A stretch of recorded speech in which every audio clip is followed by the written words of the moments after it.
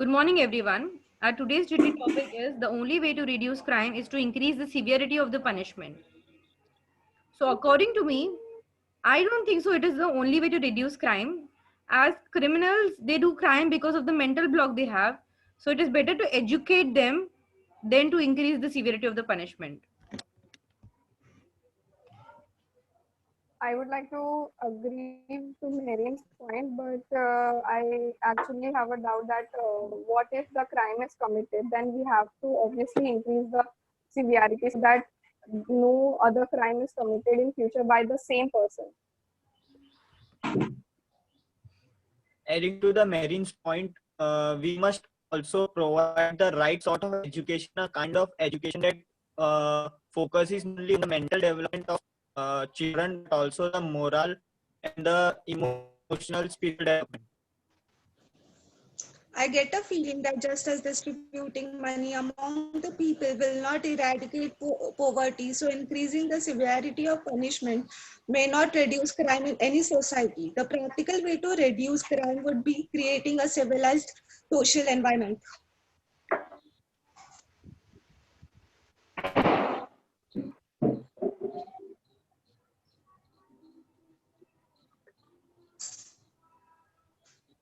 I would also like to add that it's very hard to get a job after the person is sentenced to imprisonment. I would like to say that the person committing the crime does not fear the law as it is not as severe for the punishment or the crime he is doing, so he disregards the law, and because of that if we increase the severity of the punishment, the person committing the crime would think twice before committing the same thing again. So we should increase the severity of the crime punishment. I believe that Yes, I crime do is a agree with. very big problem and it will be reduced. It can't be reduced by only one entity, So it goes hand in hand because they have to be mentally stable and also they have the fear that if they do something wrong, there is something for them to. Yes, I do agree with Bhargav's point.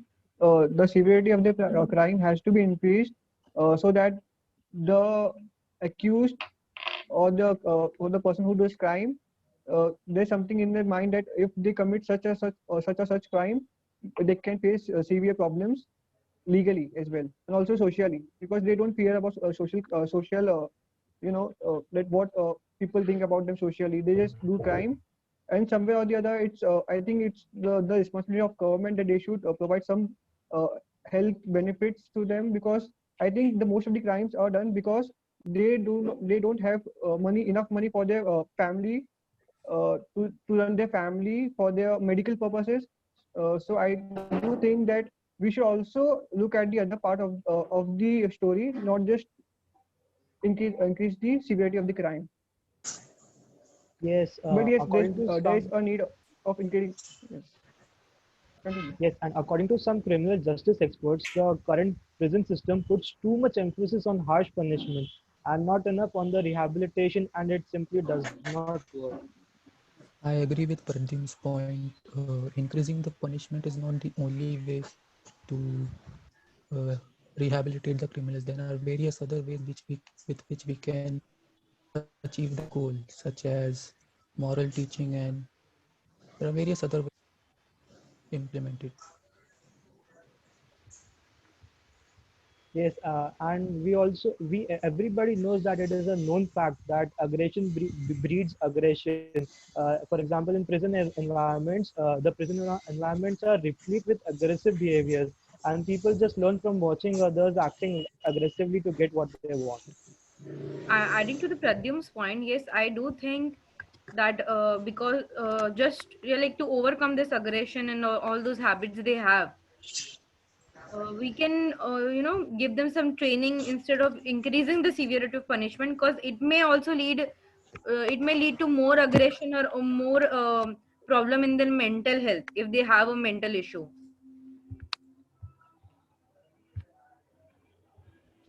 And also, severity of the punishment should be in accordance with the crime committed as well. We can't have severe punishments for all kinds of crimes. Education and fear of law, both are important to reduce the crime. Yes, because prevention is better than cure. And as Rachna asked in the starting of the session, that what if after that crime is committed, what should be done? So it's better we Yes. get to the root of it. Why that mentality is coming from the first place? Is it because of poverty, or I don't know, something Yes, which they that's go what through? I added before. Yes, that's what I added before. That the most of the reasons for doing crime is the poverty, because they don't have enough money for their medical health, for them to eat, and for their family as well. So they, I think, uh, they don't find any option but doing crime. So I think that is the other part. And also I think there is some loops in the in our system. So I think severity should increase. Yes, of course, with the crime, that what crime they do, the same punishment, the same level of punishment they should get. The people who do crimes exploit the loopholes in our law system, and they do this because they have some support from other people. To to decrease the crime rate, we should increase the severity of the punishments. As of that, the crime rate should be decreased. I beg to differ. Coming back to There was the this education. there was this British philosopher, Jeremy Bentham.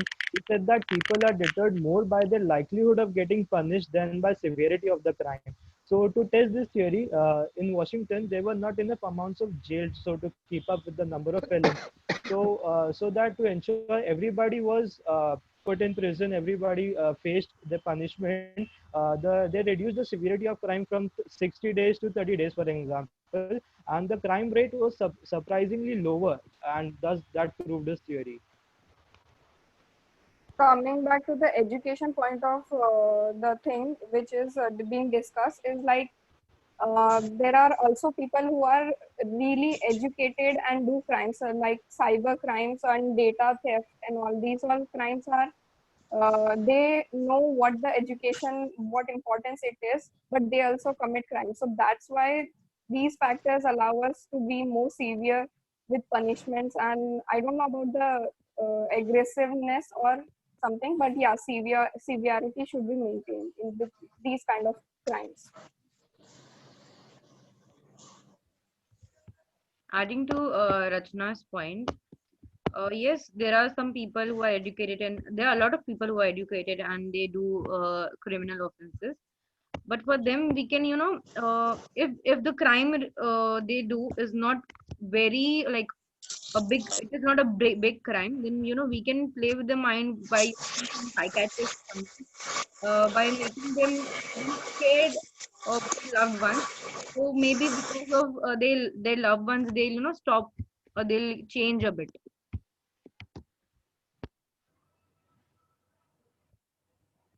According to Okay, me, so let's the come across fastest the reduce crime would be creating a civilized social environment, and that would really help a lot in reducing the crime rates in comparison with increasing the severity of crime. okay, so let's come across the conclusion now. So in my In opinion, conclusion, yes, go ahead. we are saying that severity and as well as education go hand in hand to reduce the crime rates. So in my opinion, there Concluding should to be a the balance. group Like, yeah, yeah, in my opinion, there should be a balance. Like there should be increase in severity, but also we should teach them what's the right decision for the future, so that they don't commit the same crime or any other crime in the future, and can live a better life. Okay, so we yeah, all concluding to agree with me this conclusion, guys. Yes. Yes. Okay. So the conclusion is that to decrease that is not the only way. So to decrease the severity of the crime rate, we need to to decrease the crime, we need to increase the severity, as well as we need to educate them during that time period.